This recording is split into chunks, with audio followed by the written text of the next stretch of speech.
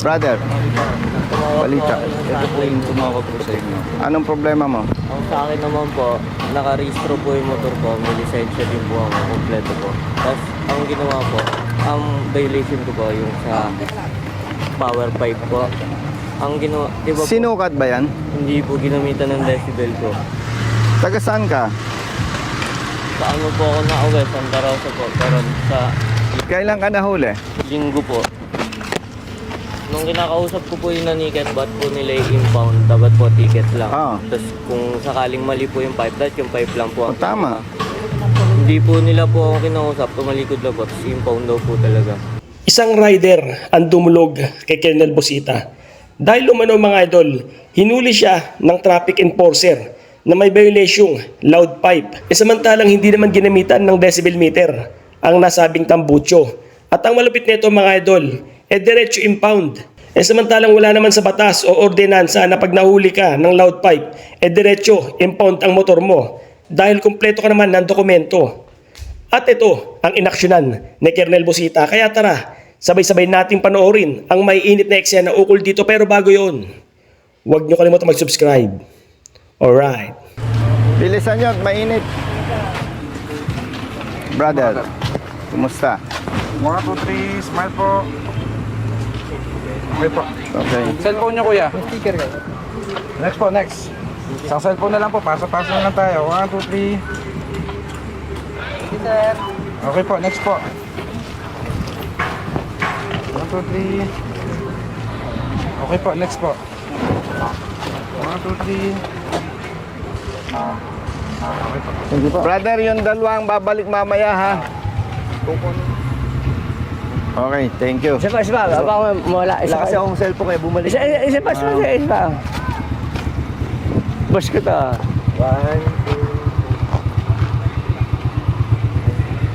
Sir, Thank you. Okay yung apat, makinig kayo ha.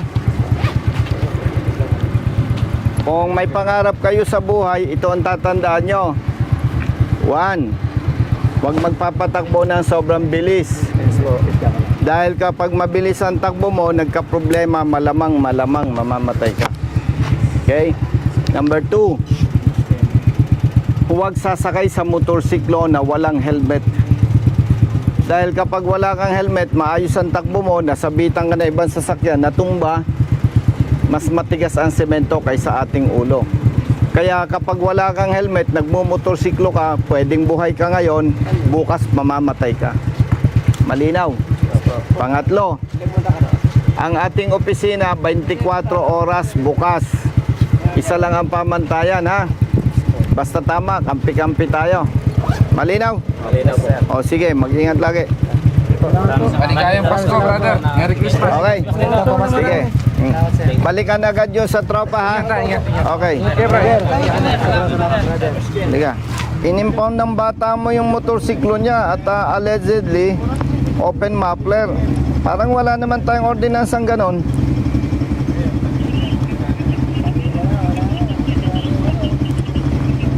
At saka hindi sinukat ang muffler nito eh, basta in-impound lang.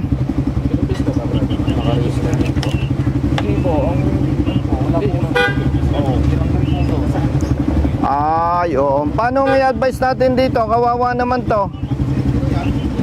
Hindi pwede hulihin yan, hindi pwede i-impound yan kung may lisensya yan eh. Kaya nga, Hindi pwede. Hindi pwede yan. nandito hepe, naka-impound na. Papuntahin ko sa office mo at ipa-Christmas natin yung release ng motor. Kawawa naman. Magbibigay ako ng instruction sa kay admin ko. Papatawagin ko dyan sa impounding. Okay, itong rider mag-stay lang dito sa impounding. Tama ba? Yes ko. Antayin lang ang tawag ni admin. Okay, hepe, maraming salamat. Okay ko. Okay, bye-bye. Kausap ko si hepe. Mali ang ginawa ng huli dito. Sinasabing loud pipe, hindi naman sinukat ang muffler. Pangalawa, brother, walang ordinansa na nag-uutos kapag may problema sa muffler, impound. May lisensya naman siya. Ngayon, kausap ko na si hepe. Tatawag si admin, magbibigay ng order sa inyo na i-release ang kanyang motorsiklo. Kaya bale, hihintayin nyo lang yung advice ni admin. Sige po. Okay? Brother, may number kayo ni Brother Matt. Malaman ko ang resulta bago mag alas 5. Malinaw? Opo. Mayroon akong verbal request sa inyo ha. Pag may utos si admin, i-release ang motorsiklo. Kailangan nakasapatos ang magmamaneho. Tapos may helmet sila pareho. Okay? Yung bang muffler nila saan napunta? Confiscated na po sa office. Nasa office. Oh brother, mali yung ginawa sa inyo. Hindi sinukat ang sound level ng motorsiklo. Okay? Kaya malinaw, mali ang pagkahuli sa inyo. Ikalawa, in-impound ang motorsiklo. Kaya after Christmas, pupunta kayo sa opisina ng Hepe ng Poso Binyan, i-claim natin yung muffler. Bakit? Kasi mali ang huli. Malinaw? Okay? So, kumuha ka ng, kung ikaw magmamaneho, may lisensya ka. Magsapatos ka, kumuha kayo ng 2 helmet. Meron po. May verbal request ako sa 2. Hindi ko kasi pwedeng utusan dahil hindi ko naman sila tao. Kailangan marirelease ang motorsiklo nyo, may helmet kayo, at bilang ikaw ang magmamaneho, nakasapatos. Okay? O sige. Brother, hintayin nyo lang tawag ni Hepe ha. Salamat. Okay. Okay, okay. Ano pala? O, ingat ha. Brother, thank you ha. Kaya pala yung kulay.